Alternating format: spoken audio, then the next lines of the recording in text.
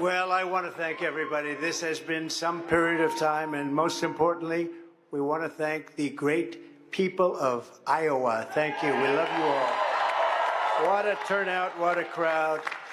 And I really think this is time now for everybody, our country, to come together. We want to come together, whether it's Republican or Democrat or liberal or conservative. It would be so nice if we could come together and straighten out the world and straighten out the problems and straighten out all of the death and destruction that we're witnessing. That's practically never been like this. It's just so important, and I want to make that a very big part of our message. We're going to come together. It's going to happen soon, too. It's going to happen soon.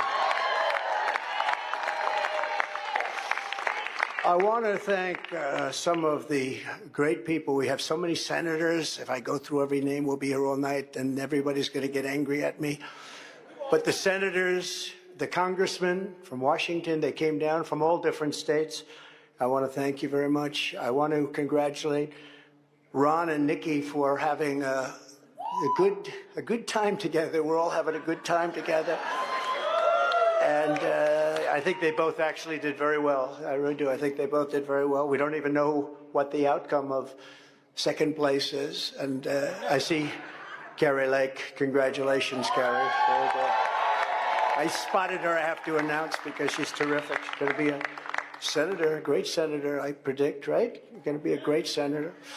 And I also want to congratulate Vivek, because he did a hell of a job. He came from zero, and he's got a big percent, probably 8%, almost 8%, and that's an amazing job. They all did. They're all very smart people, very capable people. I think most importantly, I want to thank my incredible wife, First Lady, I'll say former and maybe future. But more important than Melania, I want to thank her incredible, beautiful mother who passed away a few days ago. And she's up there, way up there. She's looking down, and she's so proud of us. And I just want to say to Amalia, you are special, one of the most special people I've ever known. And that was a tough period of time for the family. But she's amazing. She was amazing. So I just want to thank what she's done for our family, and her husband, who's home right now and very lonely. He's a lonely man, but he's going to be okay. Victor, they're great people, great parents to all of us, really, great parents, but also to Barron. Boy, did she take care of Barron. That's how he got so tall. He only ate her food. And I want to thank my family generally. They've worked so hard, and they've taken so much abuse for being good people. I mean, good people. But Eric and Don, they really did. These two have been working so hard, and they have another job also, so they have to do it all. But they've been working so hard, and I know that Ivanka is home and Tiffany's home. They're watching, and I know that Barron's watching. Good old Barron. I said, you're going to be a basketball player. I said, well, I like soccer, Dad, actually. I said, at your height, I like basketball better, but sometimes you can't talk them into everything. But he's a special boy. But the whole family is just incredible. And my sister, Elizabeth, who's just the biggest fan. She's just an incredible person and always supportive. We love Elizabeth so much. Also, we have a woman who took a big chance. You know, in most states, we have support of everybody, the Congress, the senators. We had Marco Rubio. We had Rick Scott the other day. We have, probably 55% of the senators. And now they're all calling and saying, we want to endorse you, sir. I said, oh, great. Same thing with the Congress, men and women. We have tremendous, much more than anybody probably has ever had in this position.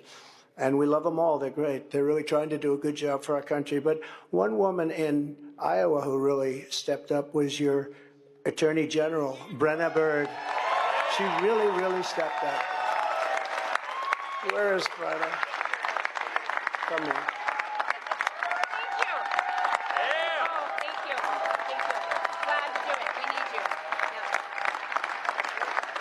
She stepped up. She's going to be your governor someday, I predict. So we'll see. We'll see. We'll be watching, but she really did. She broke away from the pack. And she had tremendous courage, and wasn't easy. In some states it's easy, in other states it's a little bit more difficult. But we have really the support of the people of Iowa, which has been just incredible. Another man who was actually the first person to endorse me in the entire country. He's a state senator. His name is Brad Zahn. He looks like he's the most handsome guy, I think. Oh, you made it. He had to drive from his caucus location. You made it. I call him the Marlboro Man. Hey, Brad. You want to say something? Come on, go up. Say something. Well, I'll tell you, I had to actually do a TV interview bragging about you. The reason why I was late was because of that. But is he awesome or what? I am honored to be the first person in the United States to endorse this guy. The next president, the 47th president of the United States, Donald J. Trump.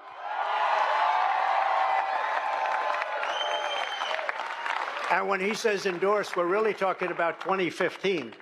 He endorsed me before, actually, long before I knew I was going to run. I said, who's this man in Iowa? He's a senator, a state senator. He's a good-looking guy, too. Doesn't he look? You could pay him and give him a lot of money. And by the way, Mr. Chairman, I want to thank you for being here. You are so great. Comes all the way from Missouri, which isn't that far. You can't drive an electric car that far, though. Thank you very much. I appreciate it very much. The group of people that we have on the stage is just emblematic of the tremendous group that we've had. We've had such a great team. You know, we did well. We were looking really good in 2016. And just to go back to the senator, he was saying, I said, who is that guy? Brad, his name. Who is he? He keeps endorsing me. He keeps saying Trump, and I didn't even know I was running. He endorsed me 4 months before I knew I was running, about 4 months before the Escalade ride down with our great First Lady. And that was Brad. I said, who is he? So he was the first one. But we have people that are so incredible. Your Republican Party Chairman, Bobby Kaufman, and his son, who is a brilliant guy, and he worked with us. And I will tell you, that is a family of real professionals. Matt Whitaker, who is the very talented and very good Attorney General. Where is Matt? He's around here someplace, and he's been with us all the way. You know, we have a man that was very impressive, and I say there's nothing wrong with it. He's so solid and so good that he didn't catch on. Sometimes being a little controversial is good. He's so perfect, although he did break his leg during the campaign. That wasn't so good, but it sort of stood out a little bit, Doug. But Doug Burgum from North Dakota, the governor, and his beautiful wife, Catherine, and he got out of the race. What people don't know is that he actually supported me on the other side twice already, right? Then he decided to do it, and he was outstanding. But the traction is never easy, right? You need controversy for traction sometimes, and this guy is the most solid guy. There's no controversy whatsoever, and he's one of the best governors in our country, and I hope that I'm going to be able to call on him to be a piece of the administration, a very important piece of the administration. And also, just to conclude with this, the entire Trump team, and that includes my two boys who are really here all the time, whenever we needed them. Whenever we needed them. They are great, Eric and Don. And look at all these people. Oh, Susie, I have to say. And Chris. And they want no accolades. They just want a victory, and they want to make America great again. That's all they want, actually. They don't want to be speaking. They don't want to have pictures. They just want to do their job, right? I want to thank you very much, Jason, everybody. You're really fantastic. What a job you've done. Thank you. So we're going to come together. We're going to drill, baby, drill right away. Yeah. Drill, baby, drill. We're going to seal up the border. Because right now we have an invasion. We have an invasion of millions and millions of people that are coming into our country. I can't imagine why they think that's a good thing. It's a very bad thing. I think it's a group of people that probably larger in number than New York State. And we can't have that. We can't have that. It's not sustainable as a country. It's horrible. And you know, they're coming from prisons and jails. They're coming from all over. They're coming from countries that most people have never heard of. And they're coming from mental institutions and insane asylums. They're being emptied out into our country. And they're terrorists. Many terrorists are coming in. You know, in 2019, I saw just recently on a poll, they had none in 29, no terrorists. Now, I even say there's got to be some, but they have none. And then as soon as this group took over, they have hundreds and hundreds of terrorists coming in, known terrorists, some of them really bad. And many of them are in, and they came in, and nobody knows where they are. This is not a good thing. And we're going to have to deport. We're going to have a deportation level that we haven't seen in this country for a long time, since Dwight Eisenhower, actually. So I don't want to be overly rough on the president, but I have to say that he is the worst president that we've had in the history of our country. He's destroying our country. And, you know, my wife attended the funeral 2 months ago of Rosalind Carter, and it was beautiful.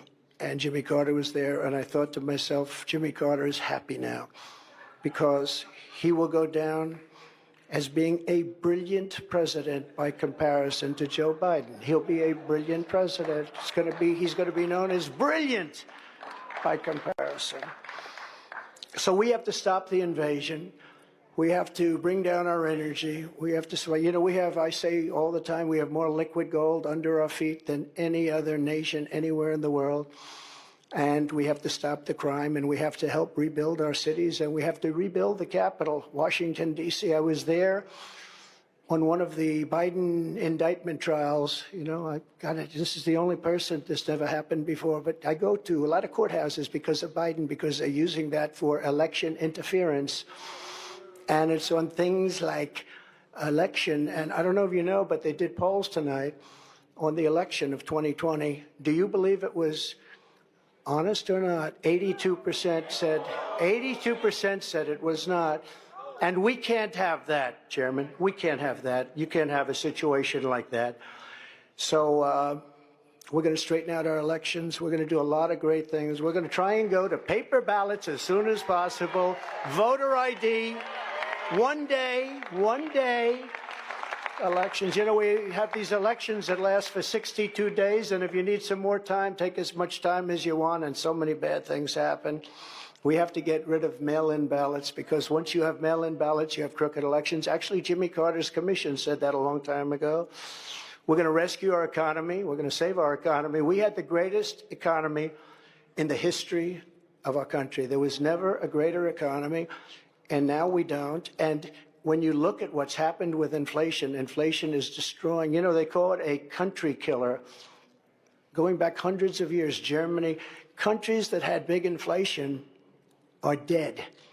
They become dead countries. We have to stop that immediately. And we want peace through strength. Russia would have never attacked Ukraine, would have never done it. Putin and I get along fine. We get along very well. That's a good thing, not a bad thing. The fake news, which if the fake news would become real and honest news, 90% of our problems in this country would be solved. They would be solved. So Russia would have never attacked. Israel would have never been attacked.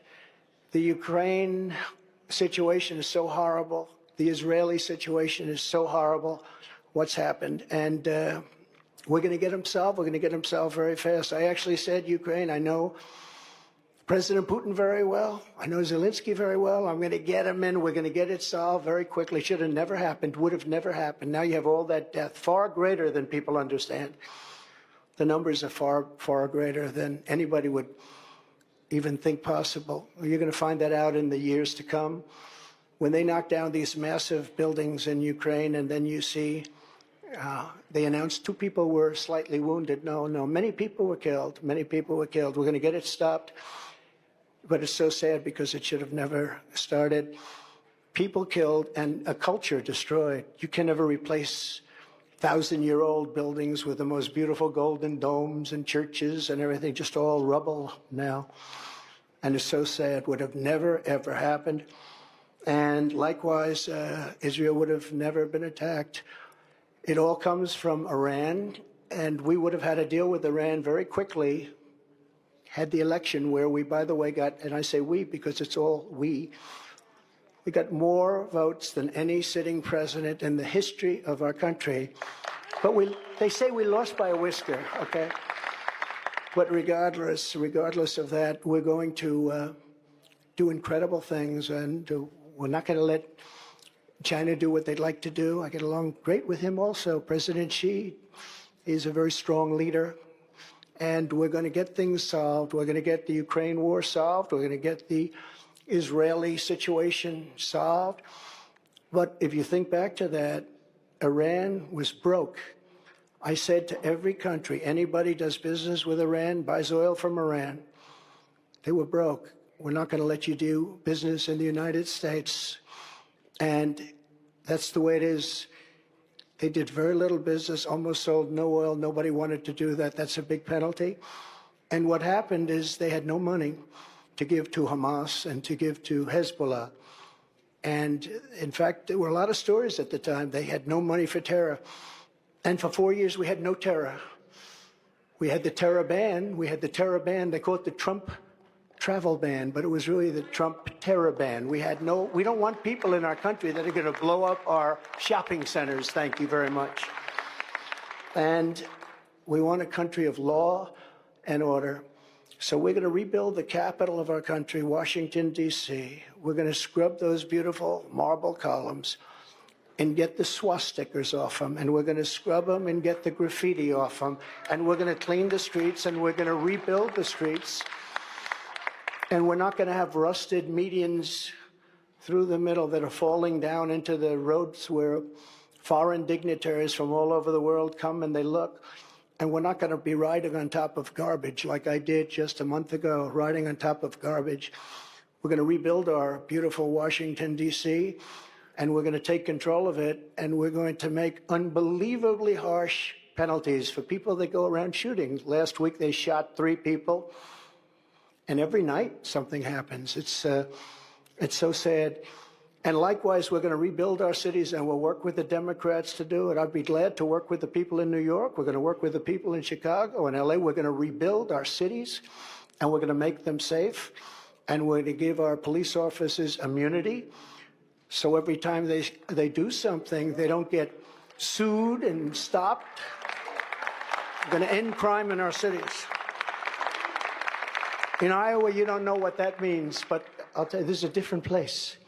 You don't know about crime. You don't know about getting mugged and getting whacked and getting thrown into subways. And we're going to stop it.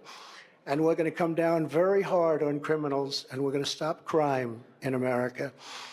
So I want to just finish by saying that this has been an incredible experience. The people have been, this is the 3rd time we've won. But this is the biggest one. They said, well, if you win by 12%, that's a big win. That's going to be very hard to do. Well, I think we more than doubled that, I guess, tripled it maybe. They said, you'll never get over 50, and I just left and we're at 54. Now, I don't know what's going to happen with it, but they said, you can't do that, sir. I said, what's about the highest? Well, you could get into the 40s, maybe 40, 41. And then I looked up, and, it was very interesting. I didn't know they called it early. I thought that they called it at about 10 o'clock. My impression, see this gentleman? He's dressed like a wall. I love this guy. He's been at 150 rallies probably, right? He has the most beautiful outfit I've ever seen. It's all beautiful brick. Will you come up here? Just come up here. Come on. It's so nice to see. Right? Come on up here.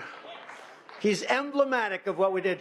We built over 500 miles of wall. We were going to add another 200 miles. It's much more than we promised. And we had the safest border in the history of our country. Now we have the worst border in the history of the world. Look at this, man. Congratulations. We'll see you again, President. Really nice. Nice to see you, man. You take care of yourself, okay? Absolutely will. Thank you. Take care. I love that outfit. I love them. That's great. We love it. That's a hot-selling jacket, by the way. So. But that represents what we did. No, we built a tremendous, that's the reason. And we got Mexico to give us 28,000 soldiers free. And we had remain in Mexico, and we had catch and release in Mexico. And we did a job. We had the safest border in our history. We had the greatest economy in our history. We were a great nation 3 years ago, and now we're a nation in decline. We are going to turn it around so fast. It's going to happen so fast. We're going to drill. We're going to we have great wealth. We're going to drill. We're going to use that money to lower your taxes even further. We gave you the biggest tax cut in history. And we're going to lower them further, and we're also going to pay off national debt. It's about time. It's about time. So it's now off to New Hampshire, a great place. We won it last time, and we won it both times. And we love it. The people are great. But you know, the truth is the people in our country are great. They're all great. We love Iowa, but they're all great. They only want to see one thing. They want our country to come back. They're embarrassed by what's going on. Our country is laughed at. All over the world, they're laughing at us. And they want our country to come back. They want America, you know, they want us to be great again. It's a very simple. MAGA, make America great again. And America first. America first is a very important part of MAGA.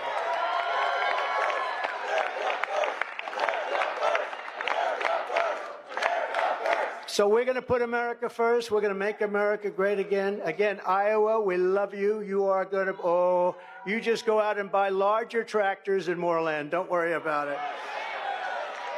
And to all of the people standing behind me and all of the people in this room and so many great politicians and great dignitaries and friends, I just want to thank you all. This is a very special night. And this is the first, because the big night is going to be in November when we take back our country, and truly, we do make our country great again. Thank you very much, everybody. Great honor. Thank you very much. Thank you. Thank you very much.